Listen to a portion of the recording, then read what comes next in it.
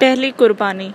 अगले दिन स्कूल में राजा ने मुझे ज़बरदस्त झाड़ पिलाई कि मैं कल शाम क्या करने चला था। मैं चुपचाप उसकी और बाले की डांट सुनता रहा, लेकिन मैं करता भी क्या। कोई वज्जो आपी को तंग करे और मैं चुपचाप बैठा देखता रहूं? ऐसा तो कभी हो नहीं सकता था। बाले ने भी अपने बड़े भाई को खूब सुस्त सुनाई कि जाने कब उनकी इस मुसीबत से जान छूटेगी। बाले का कहना था कि कल अगर उसे वक्त पर इतला मिल जाती तो वह कम से कम सेंडू और सुल्ताने में से किसी एक को तो गिरा ही लेता। बाला कल शाम इस चाय वकूफ़ पर मौजूद नहीं था, लेकिन मैं जानता था कि वो सच कह रहा था। उसे अगर हम सब के साथ अपने भाई से भी लड़ना पड़ता तो वो कभी न चूकता। उसने मुझे राजा को मशवरा दिया कि अब हम तीनों को भी एक एक चाकू खरीद कर अपने बस्तों में रख लेना चाहिए, ताकि अगली बार ऐसा कुछ हो तो हम भी पूरी तरह मुसल्लह हों। हम तीनों यही बातें करते हुए स्कूल से वापसी पर मोहल्ले में दाखिल हुए तो फजलू बाबा नजर आए, जो मुझे ही ढूंढ रहे थे। कहने लगे कि वज्जो आपी का हुक्म है कि खाना खाकर सीधा उनके घर हाजिरी दूं। मैंने बस्ता वहीं पर राजा के हवाले कर दिया और खुद उसी वक्त वज्जो आपी के घर की जानिब दौड़ लगा दी। वज्जो आपी घर के सेन में ही फूलों की क्यारी में अपने पसंदीदा काले गुलाब के पौधे के पास आराम कुर्सी डाले मुतफक्किर सी बैठी थीं। वो घर के आम कपड़ों में मलबूस थीं। इसका मतलब था कि वे आज कॉलेज भी नहीं गई होंगी। मुझे देखते ही वो तेजी से उठी और जल्दी से मेरी जानिब लग गई। आदि, तुम ठीक तो हो ना? मैं उनकी फिक्र देखकर हंस पड़ा। अरे मुझे क्या होना है, भला चंगा तो हूँ। फिर जाने उन्हें क्या हुआ, उन्होंने मेरा चेहरा अपने हाथों में लिया और तकरीबन रो देने वाले लहजे में बोली, कल क्या हो गया था तुम्हें? ये क्या बेवकूफ़ी थी? हाँ, जानते नहीं वो कितने गंदे लोग हैं। तुम्हें कुछ हो जाता तो? मुझे गुस्सा आ गया। जो कोई भी मेरी वज्जो आपी को सताएगा मैं उससे भिड़ जाऊंगा, फिर चाहे जो भी हो। वज्जो आपी की आंखों में अब बाकायदा आंसू आ गए। नहीं आदि नहीं, अभी तुम बहुत छोटे हो, तुम उनका मुकाबला नहीं कर सकते। तुम पहले खूब पढ़ लिख कर बड़े हो जाओ, फिर तुम्हारी वज्जो आपी को कोई तंग नहीं करेगा। लेकिन तब तक आदि सिर्फ पढ़ाई करेगा और कुछ नहीं। बोलो वादा? वज्जो आपी ने हस्बे आदत मुझसे वादा लेने के लिए अपनी हथेली आगे बढ़ाई। मैं कुछ हिचकिचाया। वज्जो आपी ने रूठे हुए लहजे में कहा, आदि की दोस्त उससे वादा मांग रही है, लेकिन वो वादा नहीं कर रहा। मजबूरन मैंने भी उनकी हथेली पर अपना हाथ रख दिया। अच्छा वादा? वज्जो आपी मुस्कुराई। पक्का वाला? हाँ पक्का, पूरा पक्का। फिर जब मैंने वज्जो आपी को बताया कि उनकी मदद के लिए सिर्फ मैं ही नहीं बल्कि राजा, गुड्डू, नन्नू, पप्पू सभी यके बाद दीगरे मेरे पीछे भागे थे, तो वो हल्के से हंस दी और उन्होंने मुझसे मेरे तमाम दोस्तों का शुक्रिया अदा करने को कहा और उन सब के लिए बहुत सी ईरानी शेक बबल गम भी दी। मैंने उन्हें उनके जाने के बाद अक्कू और ताहिर भाई के दरमियान हुई मुख्तसर सी झड़प के बारे में भी बताया। उस दिन जिंदगी में पहली मर्तबा मैंने खुद उनके सामने ताहिर भाई का जिक्र किया था। जाने क्यों जब ताहिर भाई ने मुझे दौड़ते हुए उचक लिया था और खुद अक्कू के सामने खड़े हो गए थे, उसी लम्हे से मेरे दिल में उनके लिए एक अनजानी सी इज्जत पैदा हो गई थी। उस दिन मैंने शायद ये महसूस कर लिया था कि वो वज्जो आपी की हिफाजत करने की अहलियत भी रखते हैं, और जब तक मैं बड़ा होकर खुद वज्जो आपी की ढाल नहीं बन जाता तब तक के लिए मुझे इस बात का इत्मीनान हो गया था कि ताहिर भाई उनकी हिफाजत के लिए मौजूद हैं। लेकिन वज्जो आपी ताहिर भाई और अक्कू के दरमियान होने वाला मुकालमा सुनकर जाने की बहुत ज़्यादा परेशान हो गई। उन्होंने पहले मुझे ज़ुबानी ताहिर भाई को पैगाम देने का कहा कि वो अपनी हिफाजत करें और अक्कू की जानिब से होशियार रहने की कोशिश करें, लेकिन फिर उन्हें ज़ुबानी पैगाम पर भी इत्मीनान नहीं हुआ तो जल्दी से अंदर कमरे से अपनी कापी और पेन उठा लाईं और सफ़ेद वर्क पर तेज़ी से 2 सतरें लिख दी।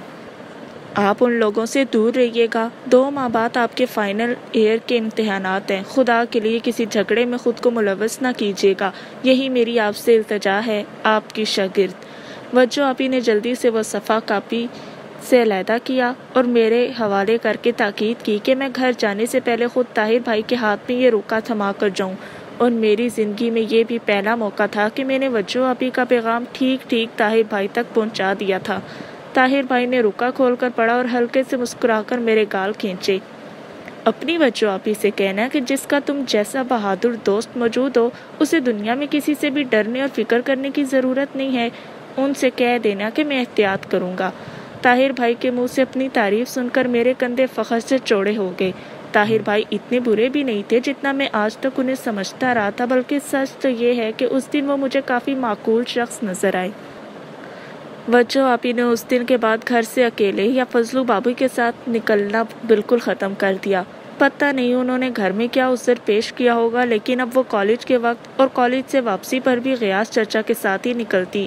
یوں اکی کا ان کے گھر کے ارد گرد منڈلانا بھی کافی حد تک کم ہو گیا، کیونکہ غیاث چچا کے غصے سے سبھی واقف تھے۔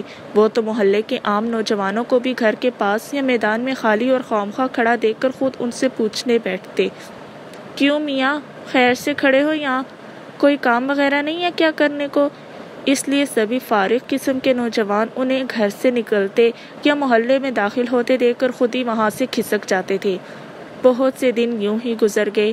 ہمارے ششماہی امتحان ہو چلے تھے اور طاہر بھائی کی ڈاکٹری کا فائنل امتحان چل رہا تھا۔ اکو بھی بہت دن سے محلے میں آوارہ گردی کرتے دکھائی نہیں دے رہا تھا، اس لیے ہم نے بھی کچھ اطمینان کی سانس دی، لیکن اگلے دن ہی پتہ چلا کہ ہمارا یہ اطمینان عارضی ہے۔ اس شام بالا مجھے اور راجا کو یہ سمجھانے کی کوشش کر رہا تھا کہ سیٹھ گرداری مل کی درمیانی بیٹی کلپنا دیوی بری طرح سے اس پر عاشق ہو چکی ہے، لیکن چونکہ وہ ایک انتہائی مشرقی لڑکی ہے، اس لیے وہ خود اپنے منہ سے اس کے لیے اپنی پسندیدگی کا اظہار نہیں کر سکتی۔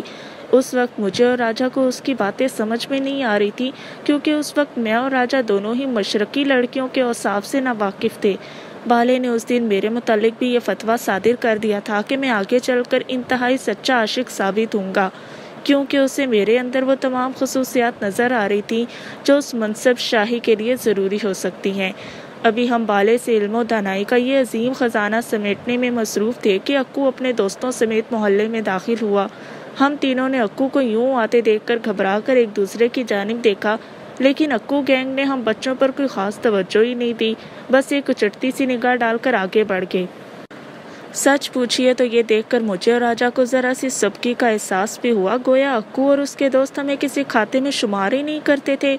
اور کچھ نہیں تو انہیں ایک لمحے کے لیے رک کر مجھ سے اور راجا سے یہ تو پوچھنا چاہیے تھا کہ اس دن ہم ان کی طرف کیوں بھاگے تھے۔ ہم نے بالے کو ان کی ٹو لینے کے لیے بھیجا۔ بالا پچھلی جانب سے دیوار ٹاپ کر ان کی بالکل پچھلی جانب کی دیوار کے پیچھے جا چھپا، اور واپس آ کر اس نے جو کچھ ہمیں بتایا اسے سن کر میرے اور راجا کے ہوش اڑ گئے۔ وہ تینوں طاہر بھائی سے لڑنے کے ارادے سے محلے میں آئے تھے۔ اکو کا یہ ارادہ تھا کہ گھر سے نکلتے ہی طاہر بھائی کو وہ تینوں بے خبری میں دھر لیں گے، اور ان کو اچھی طرح سبق سکھانے کے بعد وہ تینوں شہر سے باہر جانے والی کوئی بھی بس یا ٹرین پکڑ کر کچھ دن کے لیے روپوش ہو جائیں گے۔ ہم تینوں دم سادے بیٹھے طاہر بھائی کے گھر کے دروازے کی جانب دیکھتے رہے اور دل ہی دل میں گڑ گڑا کر یہ دعا مانگتے رہے کہ طاہر بھائی گھر سے نہ نکلیں۔ میں جانتا تھا اگر ہم میں سے کسی نے بھی خود جا کر طاہر بھائی کو گھر سے نکلنے سے منع کیا تو وہ ضرور باہر آئیں گے، لہٰذا اس وقت ہم سوائے دعا مانگنے اور کچھ بھی نہیں کر سکتے تھے۔ آخر ہماری دعائیں رنگ لائیں اور طاہر بھائی شاید اپنے اگلے دن کے پرچے کی تیاری میں اس قدر مگن تھے کہ انہیں گھر سے باہر نکلنے کی فرصت ہی نہیں ملی۔ اکو اور اس کے دوست پہلے تو اکتا کر سگریٹ پہ سگریٹ پھونکتے رہے، پھر تنگ آ کر وہ بڑبڑاتے ہوئے وہاں سے چل پڑے، لیکن ان کے ارادوں سے صاف ظاہر تھا کہ وہ موقع ملنے پر دوبارہ یہ کوشش ضرور کریں گے۔ راجا نے مجھے مشورہ دیا کہ مجھے یہ سب کچھ وجہ آپی کو بتا دینا چاہیے، ہو سکتا ہے ان کے ذہن میں کوئی بہتر ترکیب ہو اس مصیبت سے نمٹنے کی۔ وجہ آپی کے نام پر بالے نے مجھے معنی خیز نگاہوں سے دیکھا اور مسکرا کر راجا سے کہنے لگا، میری باتوں پہ تم دونوں خوب ہنستے ہو، پر یہ آدھی خود جو بھی کرتا پھرے اس کو کوئی کچھ نہیں کہتا۔ میں نے حیرت سے بالے کو دیکھا۔ کیوں؟ میں نے کیا کیا ہے؟ بالے نے ٹھنڈی سی آ بھری اور راجا کی طرف دیکھا۔ لو جی، یہ ہم سے پوچھ رہا ہے کہ اس نے کیا کیا ہے؟ سچ بول راجا، کیا تجھے بھی نہیں پتا؟ راجا کی سمجھ میں شاید بالے کی بات کچھ آ گئی تھی، لہٰذا اس نے ہنس کر بات ٹالنے کی کوشش کی۔ جانے دے یار بالے، یہ تو ہمیشہ سے ہی ایسا ہے۔ لیکن اب میں اڑ گیا۔ نہیں، مجھے بھی تو پتا چلے میں نے کیا کیا ہے۔ راجا نے بات ٹالنے کی بہت کوشش کی، لیکن میں بالے کی جان کو آ گیا کہ جب تک وہ بات نہیں بتائے گا ہم تینوں میں سے کوئی بھی گھر واپس نہیں جائے گا، ورنہ دوستی ختم۔ آخرکار بالے نے دھیرے سے بات کھول ہی دی۔ سچ بتا آدی، تجھے تیری وجہ آپی کیسی لگتی ہیں؟ میرے منہ سے بے اختیار نکلا، بہت اچھی۔ راجا اور بالا دونوں ہی میرے انداز پر کھلکھلا کر ہنس دیے۔ بالا نے راجے کی طرف دیکھ کر کہا، بس ہم بھی تو یہی کہہ رہے تھے کہ تجھے تیری وجہ آپی دنیا میں سب سے زیادہ اچھی لگتی ہے۔ اتنی کہ تو اس کی خاطر 3 جوان کڑیل بندوں سے لڑنے کو بھی تیار ہو گیا تھا۔ تو پھر جا کر اپنی بچوں آپی کو بتا کیوں نہیں دیتے کہ وہ تمہیں اچھی لگتی ہیں؟ میں بھالے کی بات سن کر جھیم سا گیا۔ ارے اس میں بتانے کی کیا بات ہے؟ وہ تو خود پہلے سے ہی جانتی ہیں کہ وہ مجھے بہت اچھی لگتی ہیں۔ بھالے نے زور سے اپنا ماتھا پیٹ لیا۔ اس کا کچھ نہیں ہو سکتا، بے وقوف۔ جب کوئی لڑکی اچھی لگتی ہے تو اسے خاص طور پر بتانا پڑتا ہے کہ وہ تمہیں اچھی لگتی ہے۔ اس دن کبڑا عاشق دیکھی تھی نا؟ راحت ٹاکیز میں رنگیلا بیچارہ صرف اس لیے مارا جاتا ہے کہ وہ وقت پر شہزادی کو بتا نہیں پاتا کہ وہ اسے اچھی لگتی ہے۔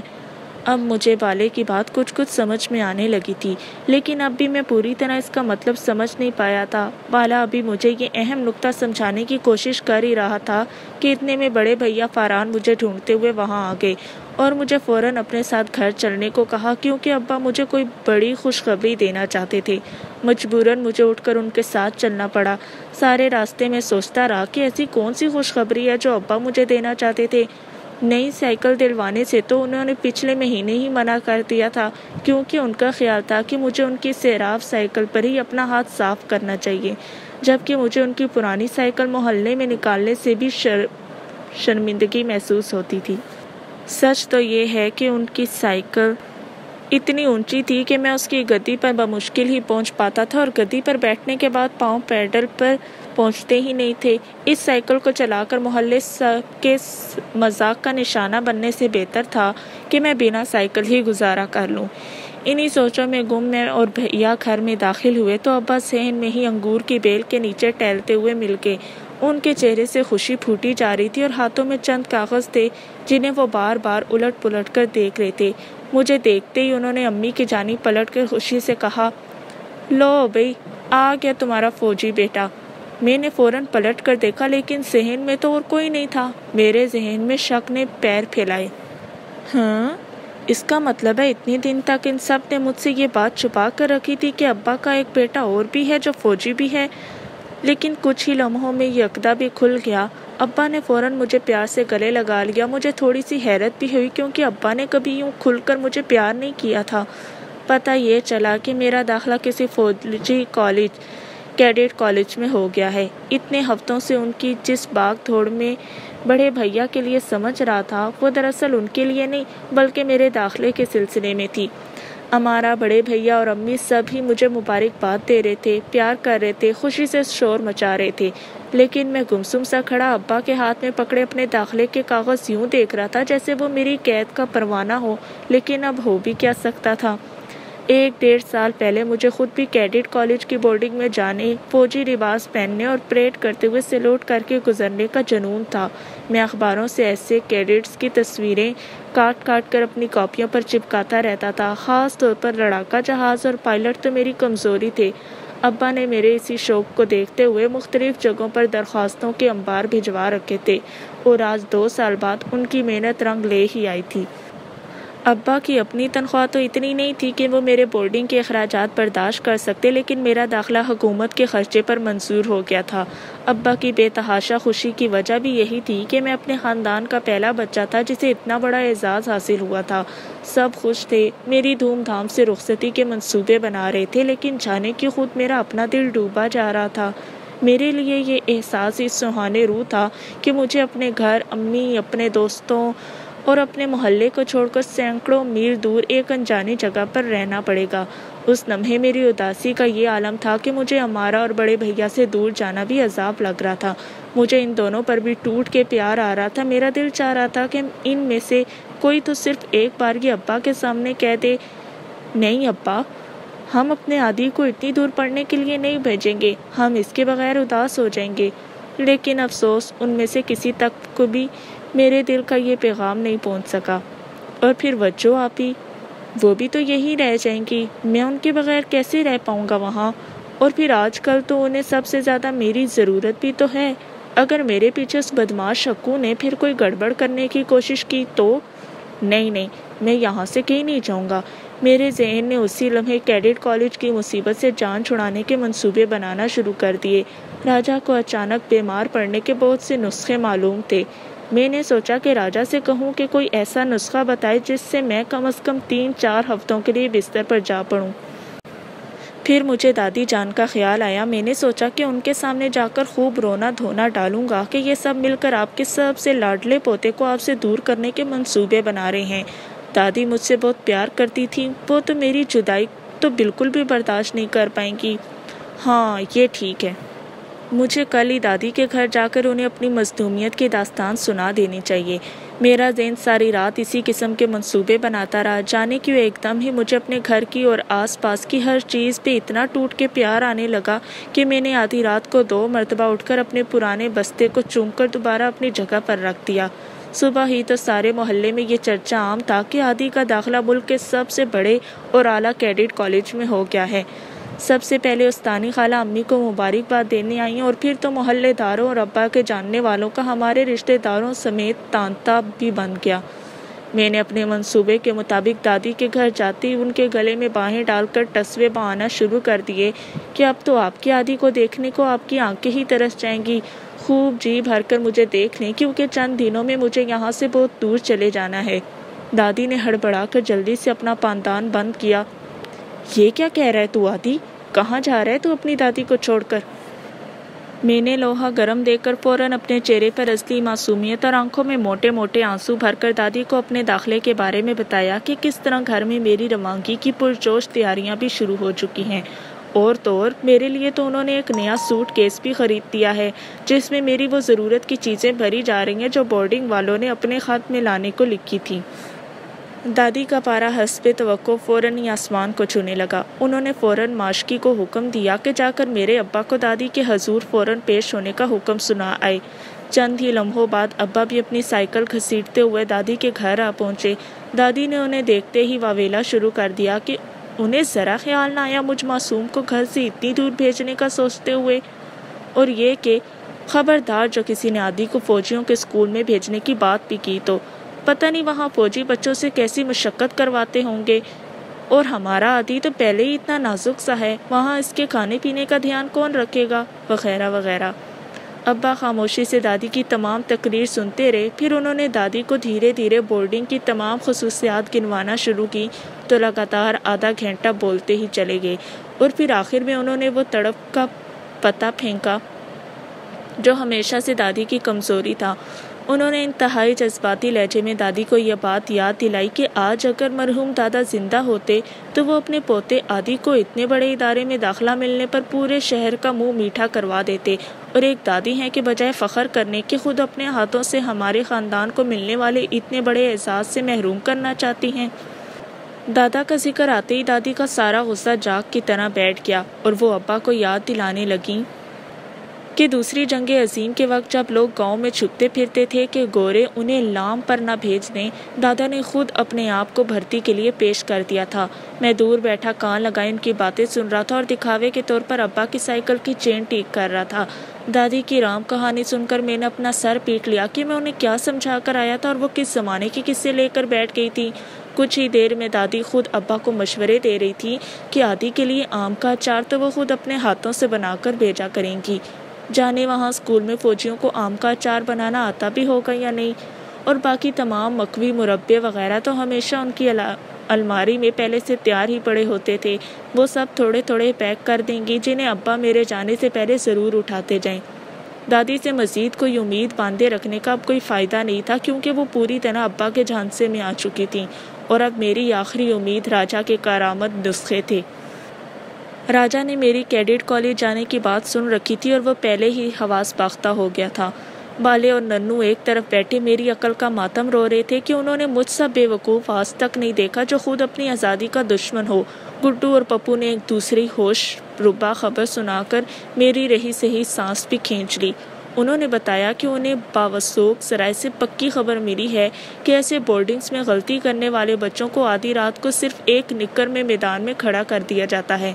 میں نے فوراً راجا کو زور سے گلے لگا کر بھینچ لیا اور بھیگی آنکھوں سے اپنے تمام دوستوں سے التجا کی کہ خدا کے لیے مجھے ان وحشیوں اور جنگلوں کے جنگل میں نہ جانے دیں۔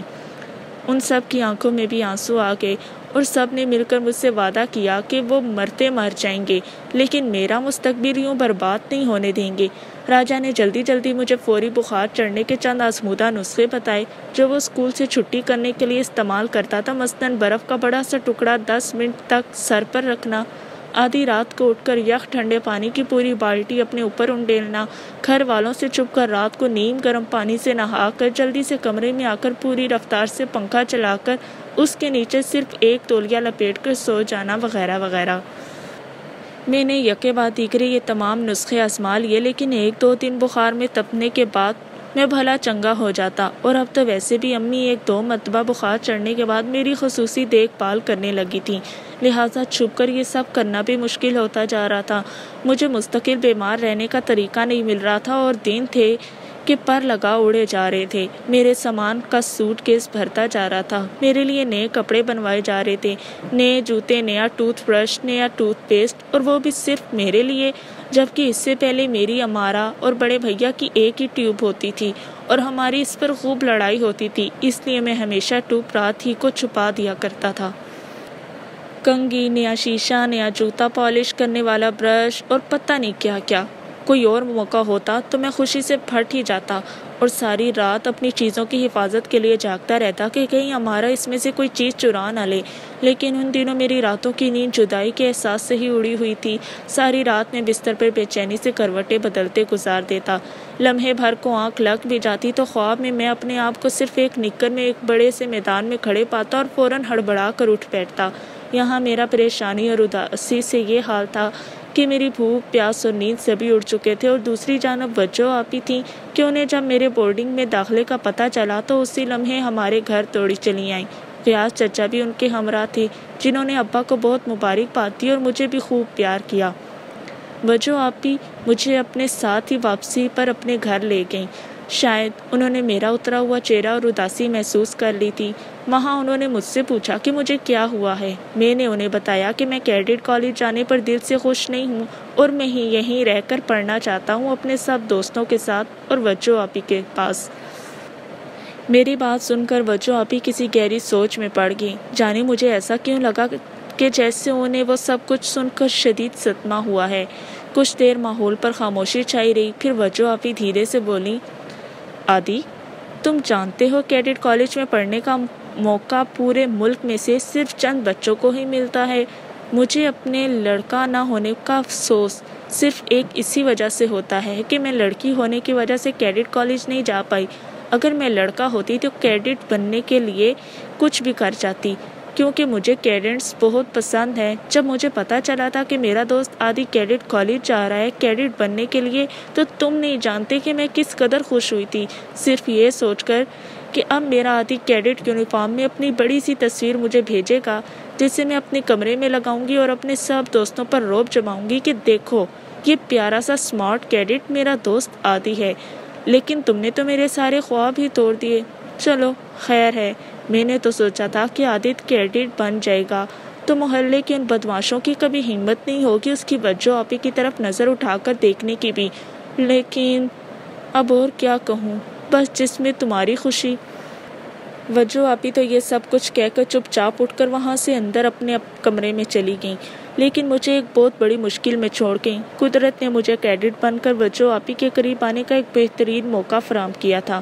مجھے ایسا لگا کہ کیڈٹ بن کر میں طاہر بھائی کا پتہ آرام سے کاٹ سکوں گا، لیکن ان سب کو چھوڑ کر جانا بھی تو ایک بہت بڑا اور سب سے کڑا امتحان تھا۔ میں وہیں وجہ آپی کے برآمدے میں سر جھکائے جانے کی اتنی دیر بیٹھا رہا۔ برآمدے کی ساری دھوپ سرک کر چھت کی منڈیر تک چلی گئی تھی اور شام کو اپنے گھروں کی جانب لوٹتے ہوئے پرندوں کی چہکار سے آنگن گونجنے لگا تھا۔ میرا جسم شام کی سردی سے کپ کپانے لگا تھا۔ وجہ آپی اپنے کمرے سے کسی کام کے لیے باہر نکلی تو مجھے ابھی تک وہیں بیٹھے دیکھ کر چونک سی گئیں۔ ارے آدی، تم ابھی تک یہیں بیٹھے ہو، گھر کیوں نہیں گئے؟ میں نے نظریں اٹھا کر ان کی جانب دیکھا۔ وجہ آپی نے بڑی سی کالی شال لپیٹ رکھی تھی جس میں حسب معمول ان کا گلابی چہرہ دمک رہا تھا۔ میں ان کے سامنے جا کر کھڑا ہوا۔ میں نے فیصلہ کر لیا ہے، میں کیڈٹ کالج جاؤں گا پڑھنے کے لیے۔ خوشی سے وجہ آپی کا چہرہ کھل اٹھا اور انہوں نے ہاتھ بڑھا کر میرے سارے بال بکھیر دیے اور زوردار نعرہ لگایا، آدی زندہ باد۔ میں اور وجو آپی دونوں ہی زور سے ہنس دیے۔ ساری کائنات ہمارے ساتھ ہی ہنس پڑی۔ پہلا الوداع۔ راجا، بالا، گڈو، ننو اور پپو سبھی دم سادے کھڑے تھے۔ میں نے انہیں بتا دیا تھا کہ میں نے کالج جانے کا فیصلہ کر لیا ہے۔ ہم سب کالونی کی دیوار کے ساتھ باہر کی جانب کھڑے قادر ماما کے آلو چھولے کے ٹھیلے کے ساتھ لگے لکڑی کے بینچوں پر بیٹھے ہوئے تھے۔ ان سب کے ہاتھوں میں ان کی پلیٹس اور چمچ یوں ہی ساکت رہ گئے تھے۔ ٹھیلے پہ لگے ریڈیو سے عالمگیر کی آواز فضا میں تان بکھیر رہی تھی۔ یہ شام اور تیرا نام دونوں کتنے ملتے جلتے ہیں۔ تیرا نام نہیں لوں گا، بس تجھ کو شام کہوں گا۔ لیکن یہ شام میرے دوستوں کے مزاج سے بالکل مختلف ثابت ہو رہی تھی۔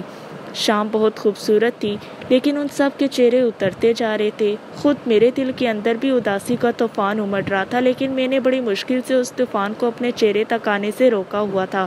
میں جانتا تھا کہ اگر میں نے ذرا سی بھی کمزوری دکھائی تو یہ سب میری جان کو آ جائیں گے۔ بالآخر پپو کے منہ سے خرخراتی سی آواز نکلی، لیکن یہاں پیچھے ہمارا کیا ہوگا؟ سالانہ امتحانات میں بالے اور راجا کو نقل کون کروائے گا؟ اور ابھی جو نئی کرکٹ ٹیم بنائی ہے اس کو کون سنبھالے گا؟ سائیکل کی ریس کس سے لگائیں گے؟ میرے پاس ان کے سب سوالات کا کوئی جواب نہیں تھا۔ بس میں انہیں اتنا ہی بتا پایا تھا کہ 2 دن بعد ابا مجھے شام کی گاڑی سے لے کر روانہ ہو جائیں گے۔ کل اسکول میں میرا آخری دن تھا۔ مجھے اپنے ہیڈ ماسٹر سے ایک سرٹیفکیٹ لینا تھا کہ میری اپنی چھٹی جماعت میں پوزیشن اتنی اچھی تھی کہ میں بآسانی سالانہ امتحانات پاس کر کے 7ویں جماعت میں جا سکتا تھا۔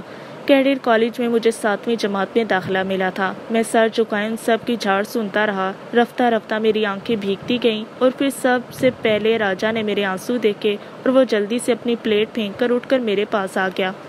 اوے آدی، گدھے، رو کیوں رہا ہے؟ راجا کی بات سنتے ہی میرے اندر کے سیلاب کا باندھ ٹوٹ گیا اور میں اسے گلے لگا کر پھوٹ پھوٹ کر رو پڑا۔ بس پھر کیا تھا؟ پھر تو یکے بعد دیگرے راجا اور باقی سب بھی میرے ساتھ ہی رونے لگے۔ قادر ماما نے ہم سب کو یوں کورس میں روتے دیکھا تو وہ گھبرا کے جلدی سے بھاگتے ہوئے ہماری جانب آیا۔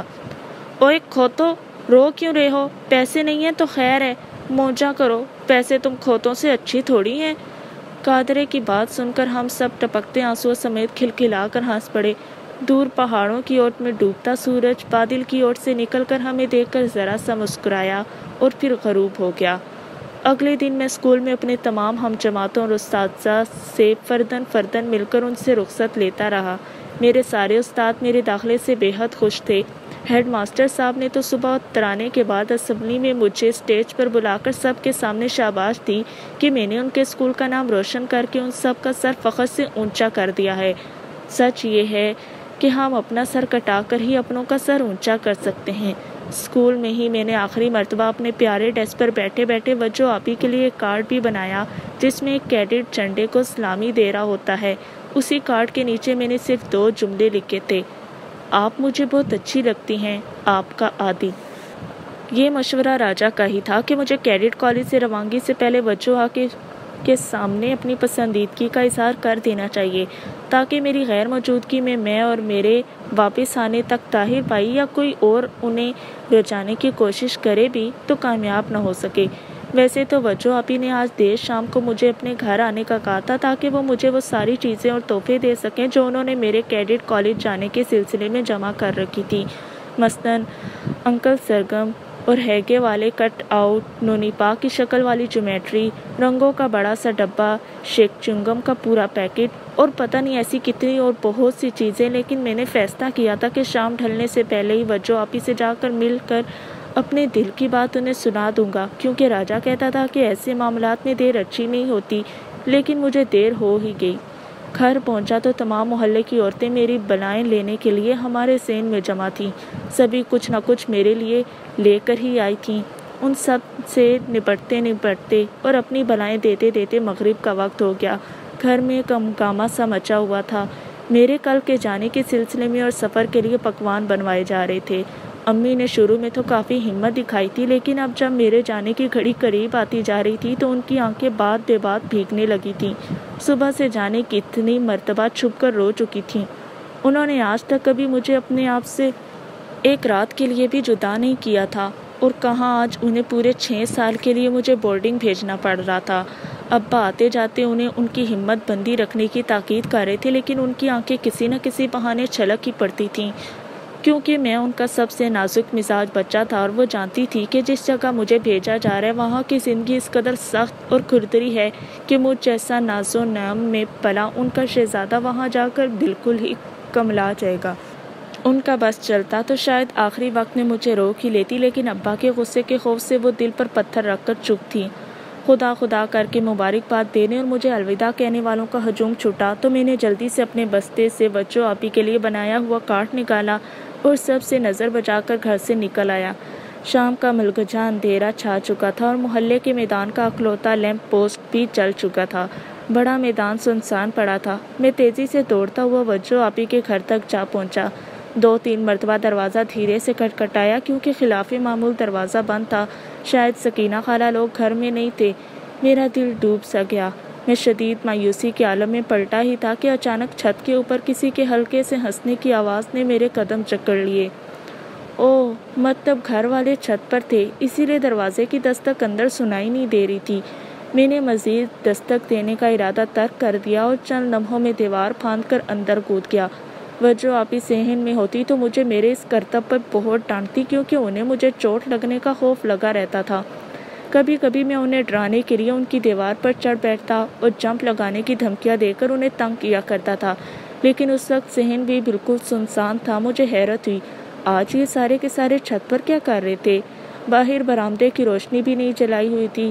اوپر سے اب بھی کسی کے آہستہ آہستہ باتیں کرنے کی آواز سنائی دے رہی تھی۔ میں دھیرے دھیرے سیمنٹ کی سیڑھیاں چڑھتے ہوئے چھت کی جانب بڑھا۔ میرا ارادہ تھا کہ اگر وجو آپی بھی اوپر ہوئی تو انہیں پیچھے سے اچانک جا کر ڈراؤں گا۔ وہ اس طرح پہلے تو بہت ڈر جاتی تھی، لیکن بعد میں ہم دونوں ایسی باتیں یاد کر کے خوب ہنستے تھے۔ میرے ہونٹوں پہ آنے والے لمحات کو سوچ کر خود ہی ہلکی سی مسکراہٹ ابھر آئی۔ میں اب بالکل چھت کی منڈیر تک پہنچ چکا تھا۔ سب سے پہلے میری نظر وجو آپی پر ہی پڑی، جو کسی سے مسکراتے ہوئے بات کر رہی تھی۔ وجو آپی کا چہرہ خوشی سے چمک رہا تھا۔ میں نے ان کے لبوں سے نکلتے جملے کے آخری چند لفظ ہی سنے سے میں کیا کہہ سکتی ہوں؟ یہ سارے فیصلے تو والدین کے ہاتھ میں ہوتے ہیں۔ فی الحال تو آپ مجھے اپنے پاس ہونے کی خوشی منانے دیں۔ ایسے پیغامات بڑوں کے ہاتھ بھیجے جاتے ہیں، نہ کہ کوئی خود لے کر آتا ہے۔ وجو آپی کے چہرے اور آنکھوں میں شرارت تھی، لیکن ان کے مقابل کون تھا اس کی واضح جھلک مجھے دکھائی نہیں دے رہی تھی۔ وجو آپی کو جیسے اچانک کچھ یاد آ گیا اور وہ اٹھ کر وہاں سے جانے لگی۔ آپ بیٹھیں، امی جاتے ہوئے دروازہ اندر سے بند کرنے کا کہہ کر گئی تھی۔ واپس آ کر سب سے پہلے پوچھیں گی کہ آپ کو چائے کا بھی پوچھا یا نہیں، میں دروازہ بھی دیکھوں اور آپ کے لیے چائے بھی لیتی آؤں۔ وجو آپی نے قدم آگے بڑھائے ہی تھے کہ کسی کے ہاتھ نے ان کا گلابی ہاتھ جکڑ لیا اور آواز ابھری، ایسے تو ہم نہیں جانے دیں گے آپ کو، پہلے میرے سوال کا جواب دیتی جائیں۔ اگر میرے گھر والے آپ کا رشتہ مانگنے آئیں تو آپ کیا جواب ہوگا؟ اور مجھے صرف وجیہ کا جواب سننا ہے۔ اس کے ماں باپ کا جواب تو میرے والدین سن ہی لیں گے۔ وجو آپی لہرا کر شرم سے بل کھا کر رہ گئیں۔ میرے ذہن میں آندیاں سی چلنے لگی۔ ہاتھ پکڑنے والا شخص بھی کھڑا ہو چکا تھا اور اب اس کا رخ بھی میری طرف ہی تھا، اور وہ کوئی دوسرا نہیں بلکہ خود طاہر بھائی ہی تھے۔ میرے اندر اچانک ہی بہت کچھ چھناکے کی آواز کے ساتھ ٹوٹ گیا۔ وجو آپی اپنا ہاتھ چھڑانے کے لیے پورا زور لگا رہی تھی۔ طاہر، خدا کے لیے میرا ہاتھ تو چھوڑیں۔ میں نے کہا نا امی ابا جو بھی فیصلہ کریں گے مجھے قبول ہوگا، اور میں نے بھی کہا نا کہ مجھے صرف وجیہ کا فیصلہ سننا ہے۔ وہاں ان دونوں میں ہاتھ پکڑے رکھنے اور چھڑانے کی کشمکش جاری تھی، اور یہاں میرے سینہ و دل میں طوفانوں کے جھکڑ چل رہے تھے۔ آخر طاہر بھائی نے میری پسند پہ ڈاکہ مار ہی دیا تھا، لیکن مجھے وجو آپی سے ہرگز یہ امید نہیں تھی۔ وہ بھی ان سے مل چکی تھیں۔ ابھی 2 دن پہلے ہی تو انہوں نے خود مجھ سے کہا تھا کہ میرے کیڈٹ بن جانے کے بعد ان کی حفاظت کا ذمہ دار صرف میرا ہوگا۔ میری آخری امید اب بھی وجو آپی کے جواب سے بندھی تھی۔ مجھے یقین تھا کہ وہ طاہر بھائی سے صاف کہہ دیں گی کہ وہ عادی سے ہمیشہ کی دوستی کا وعدہ کر چکے ہیں، لیکن اگلے ہی لمحے میرا یہ آخری بھرم بھی ٹوٹ گیا، اور اس کے ساتھ ہی میرا دل بھی ہمیشہ کے لیے ریزہ ریزہ ہو گیا۔ وجیہ آپی کا گلابی چہرہ جو طاہر بھائی سے اپنا ہاتھ چھڑانے کی کوشش کرتے کرتے شرم سے سرخ انگارہ بن چکا تھا، جھکا ہوا تھا۔ انہوں نے دھیرے سے پلکیں اٹھائیں اور آہستہ سے لب کھولے۔ وجیہ کی طرف سے ہاں ہے۔ مجھے یوں لگا جیسے کسی نے زمین مجھ پر پلٹ دی ہو، یا پھر آسمان خود میرے سر پر آ گرا ہو۔ आंसू मेरी आंखों से टप टप बहने लगे थे और मेरा दिल चाह रहा था कि मैं इतनी ज़ोर से चीखूं कि ये ज़मीन ये आसमान सब फट जाएं। मेरे हाथ से मेरा कार्ड जाने कब का गिर चुका था। मैं जल्दी से मुंडेर से पलटा और एक ही जुस्त में 3-4 सीढ़ियाँ उतरता हुआ तेज़ी से दौड़ता हुआ वहाँ से बाहर की जानिब भागा। मेरी आंखें मेरे बहते आंसुओं से धुंधलाई जा रही थीं और मुझे कुछ भी साफ नज़र नहीं आ रहा था। पता नहीं कैसे मैंने सेन का दरवाज़ा खोला और किस तरह मैं बाहर निकला। मैं दौड़ता जा रहा था और आंसू मेरी आंखों से बह बहकर मेरे दामन को भिगोते जा रहे थे। पता नहीं रास्ते में किस किस ने मुझे यूँ रोते हुए दीवाना वार दौड़ते हुए देखा होगा, लेकिन उस वक्त मुझे किसी की फिक्र नहीं थी। मैं तेज़ी से दौड़ता हुआ घर में दाखिल हुआ और सीधा जाकर अपने बिस्तर में मुँह छुपाकर लेट गया। सारी रात मेरे आंसू मेरे तकिया को भिगोते रहे। जिस लड़की की खातिर मैंने अपने माँ बाप, बहन भाई, अपना घर, अपने सारे दोस्त छोड़कर यहाँ से जाने का फैसला किया था, आज उसी ने मेरे दिल के टुकड़े कर दिए। सारी रात मैं बिस्तर में मुँह छुपाए हड़कता रहा और जाने कब मेरी आँख लग गई। अगले दिन वक्त यूं पर लगा कि उड़ा के पता ही नहीं चला और दोपहर के 3 बज गए। अब्बा ने मेरा सूटकेस और अपना बैग संभाला। अम्मी सेन में बरामदे के करीब खड़ी अपने आंसू हम सब से छुपाने की कोशिश कर रही थीं। दादी अम्मा, नानी अम्मा, सब कज़न सेन में जमा थे। गली में मेरे दोस्त यूं अफसुर्दा सी शक्ल बनाए खड़े थे जैसे कोतवाली से कोई हवालदार मेरी गिरफ्तारी के लिए आया खड़ा हो। अम्मी ने मुझे गले लगाकर आखिरी बार प्यार किया और 1000 दफ़ा की हुई नसीहतें फिर से दोबारा दोहराईं कि वहाँ तमीज़ से रहना, किसी से झगड़ना नहीं, खाना वक्त पर खा लेना, उदास ना होना, वगैरह वगैरह। जबकि उस वक्त वो खुद सबसे ज़्यादा उदास थीं। आखिर में ज़ब्त नहीं कर सका और जब उन्होंने मुझको खुद से जुदा करना चाहा तो मैं बिलख कर रो पड़ा। अम्मी अरे अरे करती और मेरे आंसू साफ करते करते खुद भी रो पड़ी। साथ खड़ी अमारा भी, जो जाने कब से मेरा हाथ थामे खड़ी थी, वो भी रो पड़ी। बड़े भैया भी खुद पर काबू नहीं रख सके और वो भी सिसकने लगे। अब मंजर ये था कि अम्मी मुझे लिपटाए रो रही थी और अमारा और फारी भैया मुझसे लिपट कर रो रहे थे। उस दिन मुझे एहसास हुआ कि मुझे अमारा और फारी भैया से और उन्हें मुझसे किस कदर प्यार था। हम तीनों तो एक जिस्म की तरह थे और कुदरत हमारे साथ ऐसा क्यों कर रही थी? वो इस जिस्म का एक हिस्सा उनसे दूर क्यों ले जाना चाहती थी? मेरा बस चलता तो मैं क़यामत तक किसी भी बच्चे को उसके बहन भाइयों से जुदा न करने देता, इस बेरहम तकदीर को। लेकिन अफसोस, किस्मत की डोरियां हमारे हाथ में होती ही कब हैं। उन्हें हिलाने वाला तो कहीं और बैठा था और शायद उसे हमारे बहन भाइयों, दोस्तों और माँ के जज्बात की कोई कदर नहीं होती।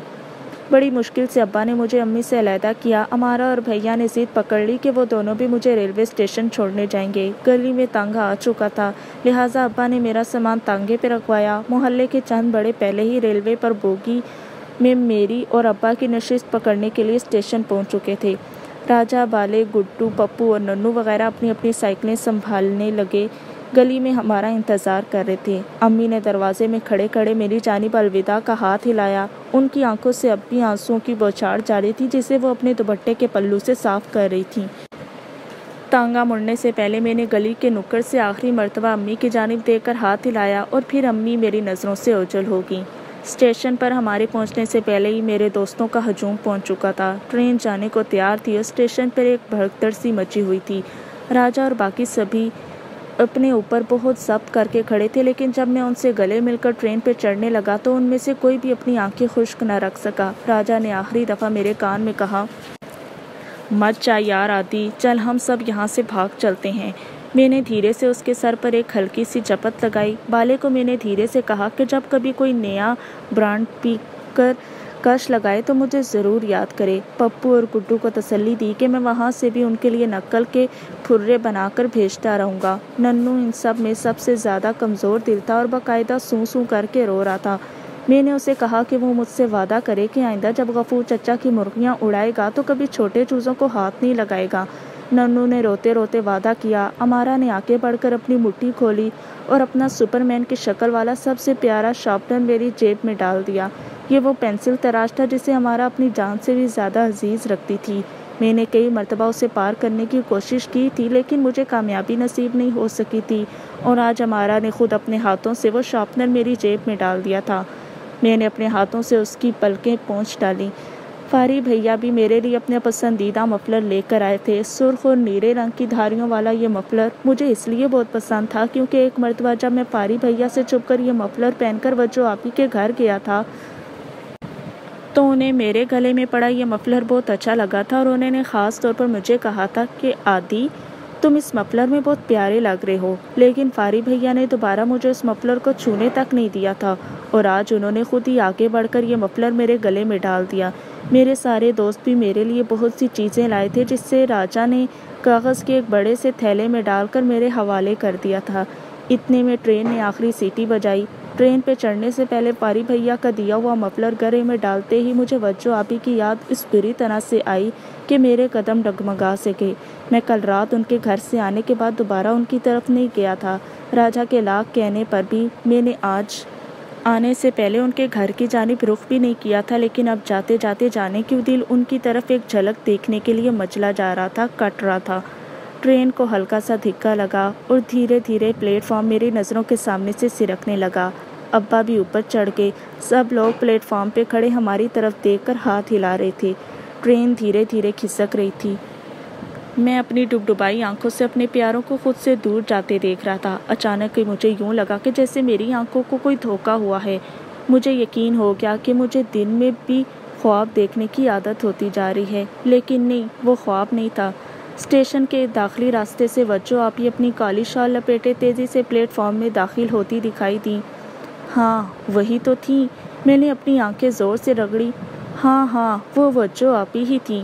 ان کے پیچھے پیچھے غیاث چچا بھی ہڑبڑائے اور سٹپٹائے ہوئے سے تیزی سے آتے ہوئے دکھائی دیے۔ ان کے ہاتھ میں شاید اس سامان کا تھیلا تھا جو وجو آپی نے میرے لیے خرید کر جمع کیا تھا۔ وجو آپی کی اب تک مجھ پر نظر نہیں پڑی تھی۔ وہ بھاگتی ہوئی سامنے کھڑے راجا کے پاس پہنچی جو اب باقاعدہ رو رہا تھا۔ انہوں نے راجا سے غالباً میرے بارے میں پوچھا۔ راجا نے جواب میں صرف اپنی انگلی اس ڈبے کی جانب اٹھا دی جس کی کھڑکی میں سے میں سر باہر نکالے ان سب کو دیکھ رہا تھا۔ وجو آپی سے پہلے غیاث چچا ساری صورتحال کو سمجھ گئے۔ انہوں نے بھاگ کر بوگی کے دروازے میں کھڑے ابا کو اپنے ہاتھ میں پکڑا تھیلا تھما دیا اور تیزی سے چلتے چلتے ابا کو چند رخصتی کلمات کہہ دیے۔ وجو آپی کی مجھ پر نظر پڑی تو وہ بے چینی سے میری جانب لپکی، لیکن تب تک ٹرین کی رفتار تیز ہو چکی تھی اور ان کے نازک قدم اس بڑھتی رفتار کا ساتھ نہیں دے پا رہے تھے۔ انہوں نے جلدی سے میری جانب دیکھ کر اپنا ہاتھ ہلایا اور میں دور ہی سے خیالی طور پر میرے بال بکھیر کر اپنی ناک اس طرح دبائی جیسے وہ میری دباتی تھیں۔ میرے لیے آج وہ خود بلی بن گئی تھیں۔ میری آنکھوں سے ٹپ ٹپ آنسو گر رہے تھے، لیکن میں وجو آپی کی جانب دیکھ کر مسکرا دیا۔ میں نے بھی اپنا ہاتھ ان کی جانب ہلا دیا۔ ٹرین تیزی سے پلیٹ فارم چھوڑتے جا رہی تھی۔ وجو آپی دور کھڑی ہاتھ ہلاتی میری نظروں سے اوجھل ہوتی جا رہی تھی۔ میرے دوستوں کا گروپ امارا اور بھیا مزید پیچھے رہ گئے تھے۔ وہ سب بھی دیوانوں کی طرح میری جانب دیکھ کر ہاتھ ہلا رہے تھے، مجھے الوداع کہہ رہے تھے۔ یہ میری زندگی کا پہلا الوداع تھا جس نے پہلی مرتبہ ہی میں میری روح کو کاٹ کر جانے کتنے ٹکڑوں میں تقسیم کر دیا تھا۔ اس کے بعد بھی میری زندگی میں بہت سے الوداع آئے اور ہر الوداع نے میری پہلی سے تقسیم روح کے مزید پرزے کر دیے، لیکن اس پہلے الوداع کی کاٹ ساری زندگی میرا پیچھا کرتی رہی، جیسے کسی بے رحم شکاری کا اندھا تیر کسی گھائل غزال کا پیچھا کرتا ہے۔ وجو آپی کی آنکھوں میں چمکتے آنسوؤں میں شام کے ڈوبتے سورج کی آخری کرن لمحہ بھر کو چمکی۔ ٹرین نے پلیٹ فارم چھوڑ دیا تھا۔ وجو آپی کا ہاتھ ہلاتا سراپا دھیرے دھیرے ایک نقطے کی شکل اختیار کرتا جا رہا تھا۔ تیز ہوا میرے چہرے کو چھو کر میرے بہتے آنسوؤں کو بھی اٹھا کر لے کر جا رہی تھی اور اس کے تھیپڑے شاید میری آنسوؤں کو واپس اسی سمت لے کر اڑے جا رہے تھے جہاں میرا دل اب بھی اٹکا ہوا تھا۔ وجو آپی کا سراپا اب بالکل غائب ہو چکا تھا، لیکن جانے کہ مجھے آس پاس ہر چہرے میں انہی کا چہرہ دکھائی دے رہا تھا۔ ہر آنکھ ان کی بھیگی آنکھوں کی طرح دکھائی دے رہی تھی۔ میں نے تھک کر آنکھیں بند کر لی۔ جتنی آنکھیں اچھی ہوں گی میری آنکھیں ہوں گی، جتنے چہرے اچھے ہوں گے میرے چہرے ہوں گے۔ اتنی آنکھیں اتنے چہرے کیسے یاد رکھو گی؟ ٹرین تیزی سے دوڑتی ہوئی میرے چھوٹے سے شہر کو پیچھے چھوڑتی جا رہی تھی۔